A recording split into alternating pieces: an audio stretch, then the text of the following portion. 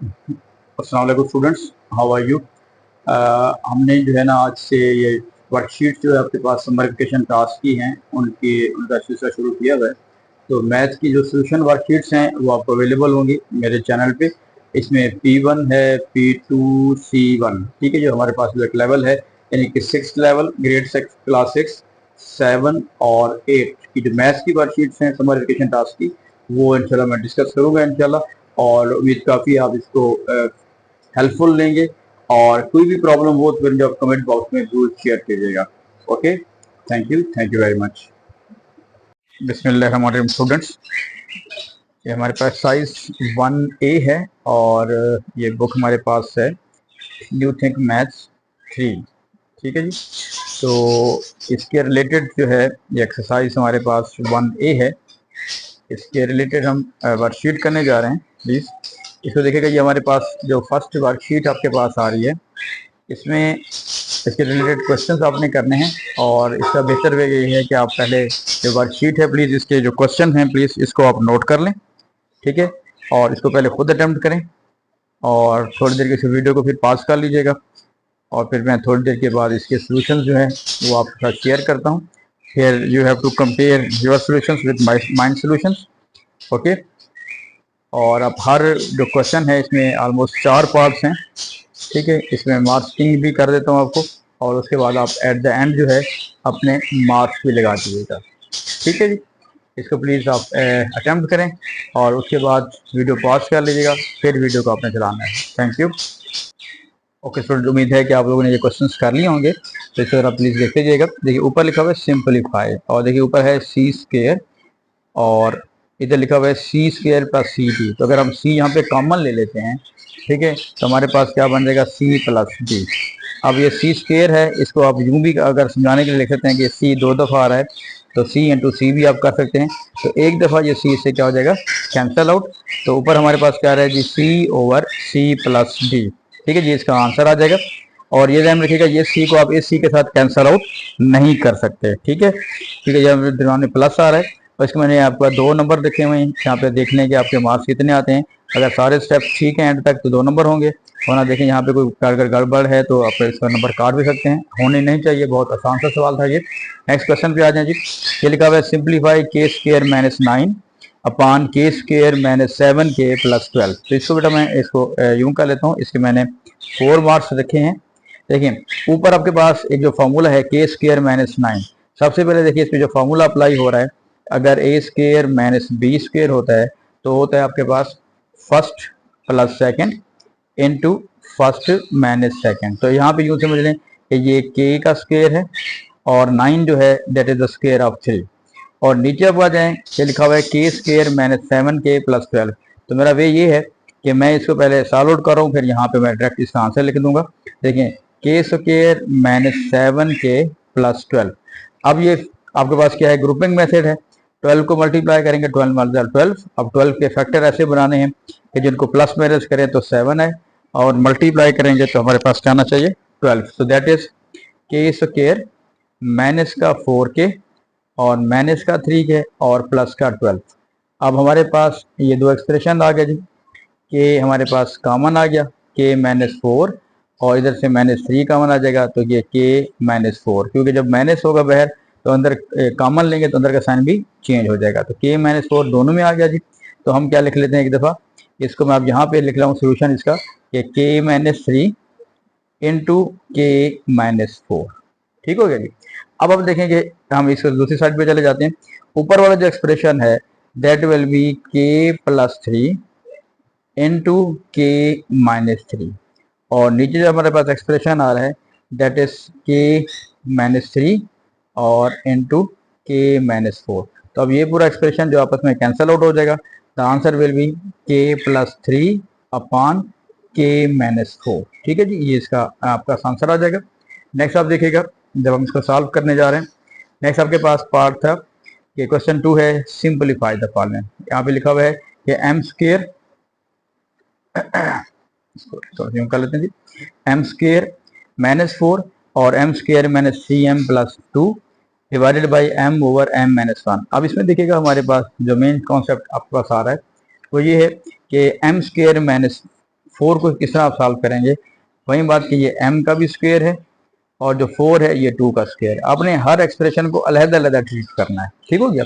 अब ये जो एक्सप्रेशन लिखा हुआ है हमारे पास कौन सा है जी, m स्क्वायर माइनस 3m और प्लस का 2, इसको हम किस तरह फैक्टराइज कर रहे हैं, देखें ग्रुपिंग मेथड करेंगे, 2 1 2, तो हमने ऐसे वैल्यूज लेनी है, नंबर्स लेने हैं कि जिनको प्लस माइनस करें तो -3 है, मल्टीप्लाई करें तो 2 है, तो that will be m square minus 2m और -1m और प्लस का 2। नॉर्मली यहाँ पे 1 लिखते नहीं है, लेकिन समझाने के लिए ताकि हमारा -2 और -1 ये 3 हो जाएगा।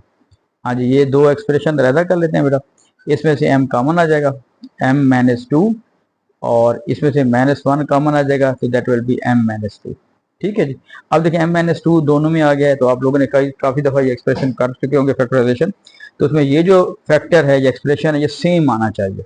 तो इसका आपके पास आंसर बन जाएगा m -2 इंटू m-1। ये सारा प्रोसेस जो है आप इधर भी कर सकते हैं, लेकिन ये सवाल ऐसे बड़ा होता जाएगा, इसलिए मैं वर्किंग पे पहले कर लेता हूँ, वर्किंग पे लेकिन शो करेंगे आप वर्किंग, और उसके बाद उसका जो आंसर है वो यहाँ पे लिखें। ठीक हो गया। अब यहाँ पे डिवाइड में आपको बताया कि जब आप मल्टीप्लाई का साइन लगाएंगे तो ये रेसिप्रोकल हो जाएगा, तो m-1 और डिवाइडेड बाई m आ जाएगा। ठीक है, जैसे विद रेसिप्रोकल। ठीक है, जब भी आपके पास डिवाइड होता है दरमियान में, तो हम पहले उसको मल्टीप्लाई लगाते हैं और रेसिप्रोकल कर देंगे। ओके जी, now this will be m square -2, तो ये square of first minus square of second वाला फॉर्मूला दोबारा आ गया, तो that will be m -2 into m + 2 whole divided by m -2 into m -1 और मल्टीप्लाई बाई m -1। इसको मैं खुद ब्रैकेट में लिख रहा हूँ ताकि समझ आ जाए।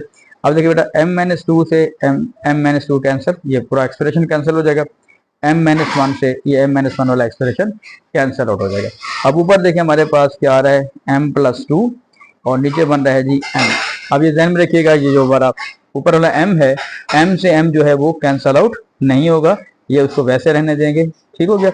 इसके मैंने 5 नंबर रखे हुए थे, तो ये स्टेप्स के हिसाब से आप कर सकते हैं। ठीक है, तो देख लेंगे आपके कितने इसके मार्क्स बन सकते हैं। हर पार्ट के अपने डिफरेंट मार्क्स होते हैं।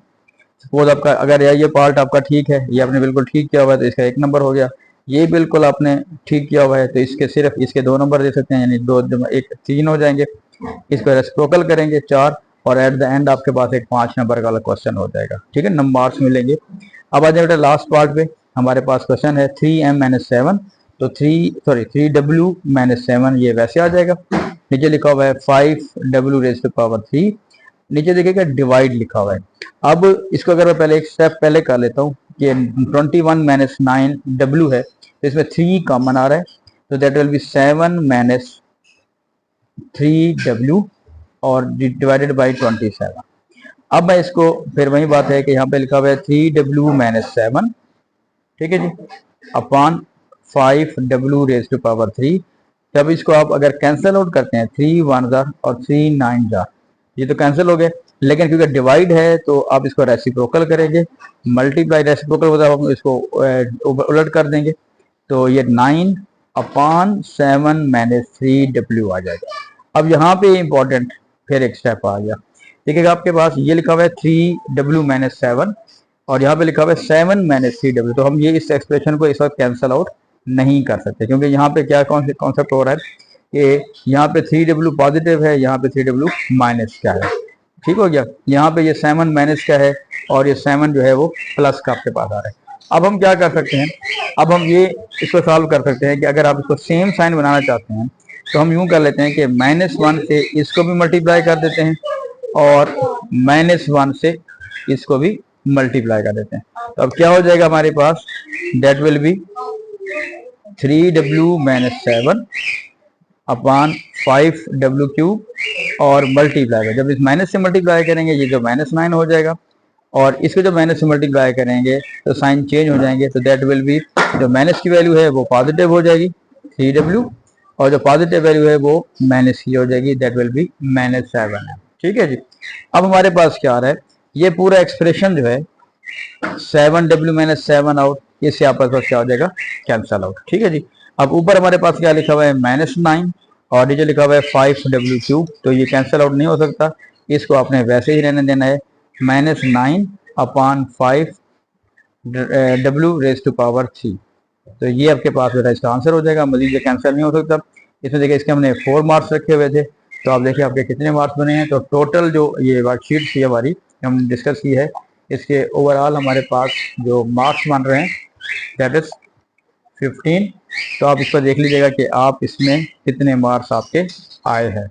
ओके जी, तो कमेंट में अपने मार्क्स मुझे लाजमी शेयर कीजिएगा। और फिर भी अगर कोई कन्फ्यूजन हो, कोई स्टेप क्लियर ना हो रहा हो, तो प्लीज़ आप मुझे इसको शेयर कीजिएगा। Thank you, best of luck.